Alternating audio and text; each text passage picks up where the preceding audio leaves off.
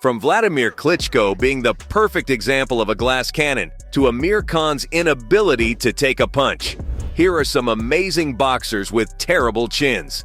And I've got to start with the Ukrainian legend, Vladimir Klitschko. How can you go 11 years unbeaten with a bad chin? That's one of the biggest mysteries in boxing history.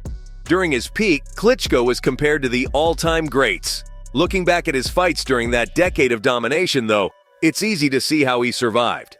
Vlad has a simple formula: keep his opponents at the end of that ramrod jab and do everything in his power to protect that walking, talking disaster on his face. But some boxers eventually found a way, and it was ugly. Ross Purity, Corey Sanders, and Layman Brewster were the first people to put a stop to Vladimir. But it was Samuel Peter who really left a lasting impression. He managed to knock the Ukrainian down not once, not twice, but 3 times. And you know what? I still believe that Peter deserved the win. But Anthony Joshua took Peter's revenge as he battered and bruised Klitschko before taking him out in the 11th round. Had he survived that fight and made it out of the ring with his hand held high, he wouldn't have made this list, because AJ left it all out on Vlad that night. In terms of heavyweight boxing, I don't think there's been a package more complete than Klitschko, but if only he had his brother's iron jaw. Talking about iron jaws, remember Floyd Mayweather's last genuine knockout? Yep, the slightly controversial stoppage when he absolutely hammered Victor Ortiz's face after the former welterweight champion naively lowered his gloves. Don't get me wrong, Ortiz was one of the most fun boxers around and had just about everything going for him, except for a glass jaw. While fans still can't get over his fight against Floyd, fact is Ortiz was never going to win that one anyway. Still, he was pretty unlucky to feel the full force of sucker punch from Money, but Ortiz will always be remembered for that headbutt, which split open Floyd's lip. Apart from the bravery Victor showed in the ring against Mayweather, he had a string of poor results. That loss to Marcos Maidana was career-changing, with Ortiz losing a very closely contested bout, and one that defined his career.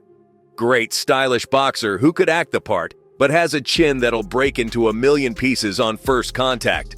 Ortiz tried his best to separate himself from these allegations, but had no luck, with the losses against Andre Berto and Luis Collazo being the final nails in his coffin.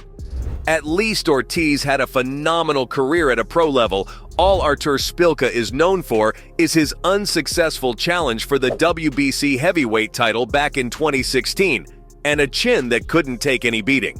The Pin racked up an impressive record, winning 16 of his 29 professional fights by KO, but the lights proved too bright for the Polish star at the MSG in 2014. Bryant Jennings won the fight with a TKO in round 10. That was the first sign of the Pin not being able to handle big hitters. And even though he bounced back by defeating Tomasz Adamek in Poland, Szpilka would go on to lose the biggest fight of his career. It was for the WBC heavyweight title, with Deontay Wilder knocking him out after dominating the proceedings. More than a glass chin, Szpilka's problem has been handling the pressure, and he shuts himself down every time the stakes are high. Look at all his losses. The one to Adam Konaski in 2017 pushed him further down the relevance list, while the loss to Derek Chisora in 2019 ended his bid for a title. Artur also lost to Lukasz Rozanski in Poland, a fellow with a 7-6 record. And that just goes to show how he can't take any damage to his chin, making randoms look like all-time greats, something that Gerald Washington loves to do as well.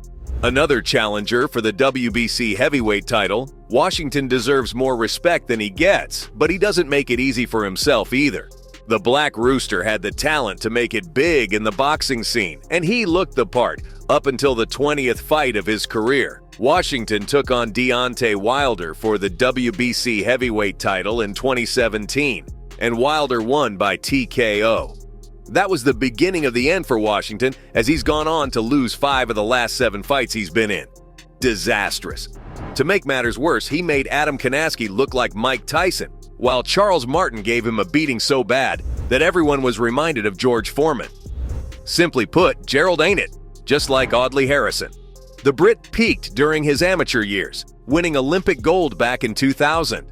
Don't get me wrong, he was very good with the big boys too, winning the European heavyweight title and even going on to challenge for world honors. Unfortunately for Harrison, his boring southpaw style was never going to make him a fan favorite. Worse, it was obvious from his stance that he was trying to protect a suspect mandible. Back in 2007, Michael Sprott became the first boxer to destroy that chin, before Audley rebuilt his career from scratch. His biggest mistake wasn't that he didn't work on his jaw, it was the fact that he'd taken a fight against David Haye in 2010. That proved to be a career-killing mistake, with Haye picking the pieces off of Harrison, who immediately realized he wasn't cut out for this kind of brutality. I can forgive one mistake like the Haye fight, but then Harrison made another poor choice, calling out Deontay Wilder, and for some reason, the authorities fixed that one up for the two fighters. As far as mismatches go, this one is up there because Wilder didn't hold back at all. It's like this fight was personal for him and he'd left no crumbs. But getting destroyed by two of the greatest hitters of the modern era is understandable. The biggest reason Audley will never get the respect he deserves is his loss to a Scouse boxer who also had a very susceptible glass chin, David Price. This guy was the real deal back in the early 2010s. Had he taken a fight against Tyson Fury back then, he'd be the heavy favorite, because he'd already handed one L to Fury as an amateur. After going pro, their career trajectories took different pathways, with David paying the price. I'm sorry, I had to do it. For a series of unforgiving knockouts, Fury's gone on to establish himself as an all-time great, but the 6'8" giant out of Liverpool wasn't a bad boxer either. He could hit harder than anyone in the sport. But Tony Thompson found a way through to his jaw, not once but twice, before Erkan Teper took a leaf out of Tony's book to do the same to Price. A few months later, Christian Hammer joined the list of fighters to knock out Price, before Alexander Povetkin landed a very nasty KO on David. Two of his losses were changed to a no contest due to his opponents taking drugs, but his defeats to Sergey Kuzmin and Derek Chisora were the biggest obstacles in David's quest for greatness. If all your losses are by KO, then it shouldn't be a surprise that you've made the list. To me, it's a shame that Price had a glaring hole in his armor, because if not for that, he could have become an all-time great in heavyweight boxing. You can say the same about Amir Khan as well, the man most infamously known for his inability to take any damage at all. You can't fault his bravery.